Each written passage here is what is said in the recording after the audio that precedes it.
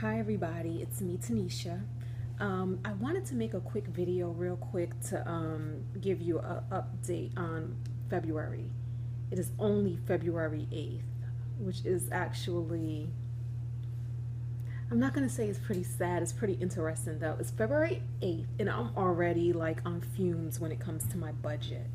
And a couple of things have been happening, so I wanted to talk about it a little bit. First thing, my credit identity, I discovered that it had been stolen, my identity,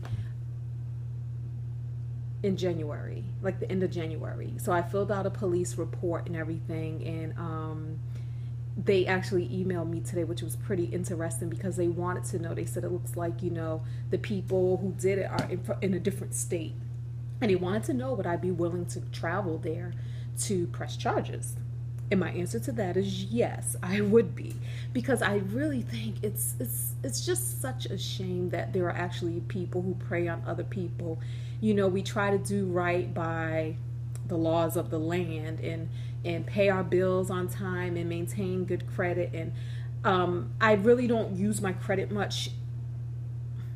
I don't know, maybe I do, maybe I don't. I don't watch it that much. It really is just a game for me. But I look at my credit score. It's like a badge of honor for me. And the reason why is because when I purchased the house that I live in right now, my credit scores was like in the early 500s. Only because I would forget to pay things. I was just super bad at when bills were due, and I would forget. The way I knew my electric bill was due was when they turned that sucker off, and then I'd be like, oh man. Even my son was used to it. He'd be like, Mom, you didn't pay the electric bill again. I'm like, oh. So yeah, so my credit score was pretty low. Then I became a responsible human being. I wanted to be a more responsible person. So I started paying all my bills on time, and I got my scores up to like the early 800s. And that is what was stolen. So so I was like, yeah, I would be willing to travel to press charges, because it shouldn't be something that people can easily get away with, but I guess it's something that people get away with a lot, hence they do it a lot. And I was like, and you know what, shoot, that would just be a vacation. I would make a vacation of it. I would go there, make a vacation, go press my charges, and continue to enjoy life. So that's the one thing. Also, the other thing is my cell phone. This phone right here. It's an LG. See, that was upside down. This is an LG. And I think they said it was the digitizer stopped working, meaning that I can't press any buttons. It's not responding. I can't unlock the phone to even get to any of my information. So I have a warranty, right? So I went in to talk to them about it and tell them about the warranty, blah blah blah, and they're like, yeah, you have a warranty, which I pay about roughly $10 a month for, $120 a year. And then they said with the warranty, because the digitizer on these phones are known to go bad, they'll replace the phone. But guess what? My deductible will be $150. So I kind of side-eyed that. Old me before a budget would just be like, boom, give it to me. Here's my credit card. Give me my phone. I need a phone.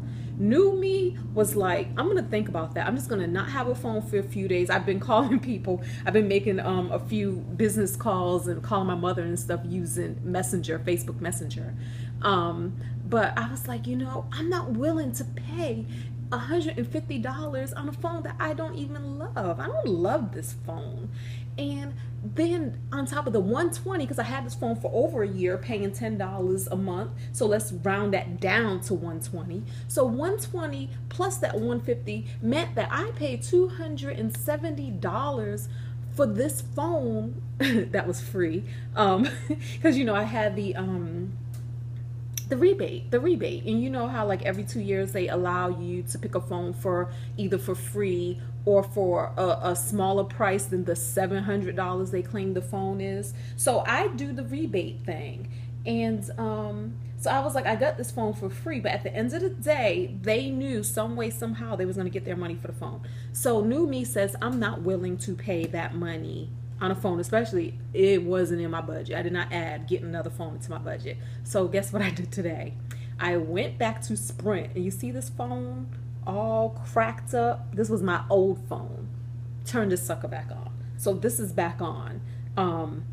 I'm gonna cancel the warranty that I'm paying on this phone, $10 a month. So it's gonna save me $10 a month. Got this phone back on, and this is what I will be using until my rebate is good again, where I could get another phone, or until I figure out another option. Currently, I have like 4 people on my phone plan, and I'm like in the grandfather plan of grandfather plans, where it's unlimited digital, the data plan, unlimited data plan and phone calls and all of that stuff. They don't even offer that plan anymore. So that's the second thing.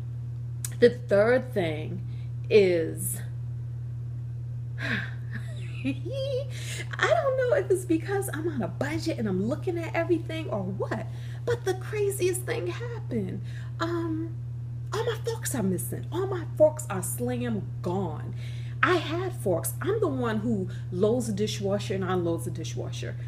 I've been cooking more, so I'm washing dishes a little more. All my forks were here. On Friday, the cleaner came, and I'm not saying that the cleaner did it, but I don't know who did it. But Friday evening, when I was unloading my dishwasher, there were only 3 forks. And the crazy part about the 3 forks is they're 3 forks that don't even go to the fork set. They're like the 3 random forks that I don't know how they ended up in my house, but they're here. So they're forks that don't go with the fork set. The set, all the forks from the set are gone.